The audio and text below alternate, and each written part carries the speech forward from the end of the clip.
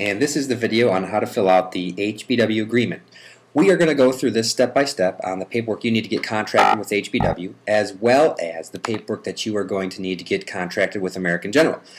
This paperwork's on the same document, but we're going to divide it into two separate videos to make life a little bit easier. So by now you've made the decision to join HBW, and your next question is, well, where do I start? The first place that you need to start is the website.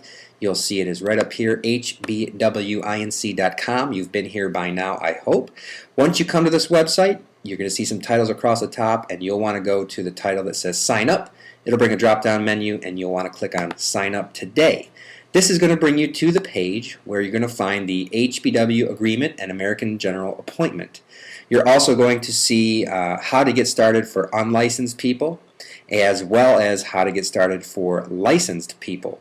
Right now what we're concerned with is this link, the HBW agent agreement and American General appointment. Now in this video we're going to go through the first part, which is the HBW agent agreement. When you click on it, it should download a PDF that looks something like this. You'll see a welcome letter here, and what I'm going to point out in this welcome letter, of course you need to read this, and what I actually recommend you do is you print this entire thing out and you have a paper copy with you next to you as you watch this video, as well as a highlighter, because there are going to be sections that you're going to leave blank. You'll need to come back and fill those in later with information. If you have a highlighter and you highlight those as we go through, it's going to make going back through your paperwork that much easier. You need to also do this, I would recommend, when you're filling out any paperwork in this business, whether it's for signing up, whether it's for insurance, or whether it's for investments, always have a highlighter with you to fill out the blanks so when you go back through, you know exactly where to go and what to and where to put the information in. But what I wanted to point out here is this very last paragraph that says, we recommend starting a file or Excel spreadsheet for your agent code numbers, as you will receive a code number for each carrier that you get appointed to. Now here's what that means. As you venture into this business, you're going to have a lot of usernames and passwords and code numbers that you need to know. And what they're saying in this paragraph here is write them down so that you can access them. That's going to save you time, it's going to save the back office time, and ultimately that means that everybody saves money. So we'll go down to the second page here, and it says submitting the HBW agreement. If you're paying with a credit card, you can fax everything. If you're paying with a check, you're going to have to mail everything. And one note here, you're in this business and you need a fax machine. If you don't have a fax machine, it's time to go get one. They're really inexpensive. You can get them on Amazon or at OfficeMax or anywhere you can find a fax machine. It does not need to be fancy.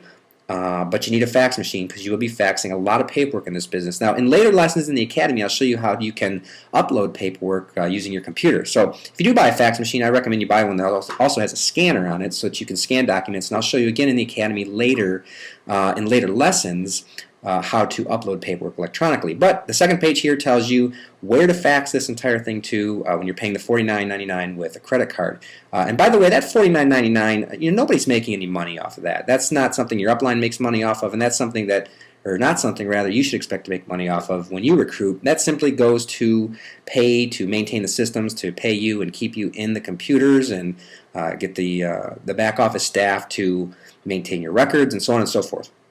So that $49.99 is not a money-making adventure. Okay, that's the second page. Third page, there are a bunch of Q&As, and again, you should have a printed copy of this next to you. Pause this video right now and read through all of these. Let's see, is there anything here that should be pointed out other than what's on there? No, you need to read all those, and if you have questions, you'll contact your recruiter. There is on the next page a checklist. So once we're complete with this, we're going to go back to this checklist and make sure that we have everything on here. Again, if you have a highlighter, you won't miss anything because as you go through this, there's going to be things that you don't know and you have to come back and fill them out later. On the next page, we start the actual HBW agent agreement.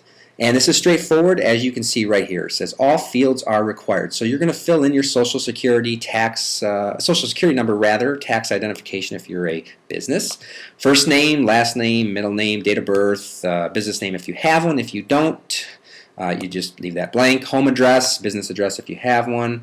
It's pretty self-explanatory here. One thing I'm going to point out is please check this box if you are joining HBW for debt tools or mortgages only. So some people join the business and all they want to do is sell mortgages and all they want to do is sell the debt program, and they'll just check that box right there.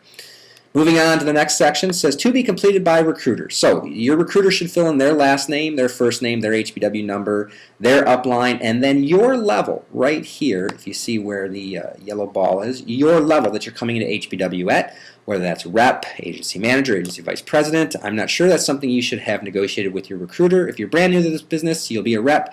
If you have experience, you may come in at a different level, and then the associated commission level will go here, and we'll show you where to find that later on. But this is something you should have talked about with your recruiter already, so he or she will fill that in. Continuing on, you will date the agreement right here where you see the yellow ball.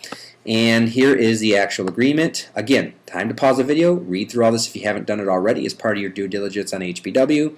And as you continue on, you'll get to the end of that part, sign it and date it, and here's where you'll put your credit card information in, the $49.99 processing fee to get you in the system, maintain the computers, pay the back office staff, so on and so forth. Again, not a money-making adventure for anybody. Next, recruiting sales standards and practices. Again, time to pause the video and read through all this. If you haven't done so already, you'll sign it and you'll date it. Here is the promotion and compensation schedule. Remember, just a second ago we talked about the level that you would come in at HBW, and here's where they all are and how to advance to the next level. So the title, the commission structure, and what's needed as far as team or individual production to advance. This, again, is something that you should know fairly well by now if you've decided to join HBW. Some bullet points continued on with compensation, and then we get to more HBW paperwork, applicants information, your name, email, spouse address, phone number, home phone, etc. Your recruiter's name and HBW code number will go here along with their office phone and email. And the next section for licenses, I'll take note here for just a minute here. We're going to spend a second. If you're coming into this business brand new, no experience in the industry, no licensing, obviously you will have nothing to fill out here. Now, those of you who are coming into HBW from another company, you may have a life license, in which case you'll check life only. You may have a life and disability. You may have a securities, and if you do, you will type in which securities licenses you have, maybe a 6 and a 63, or a 65, or a 6 and a 66. I don't know, but whatever you have, you'll put there if you are securities licensed.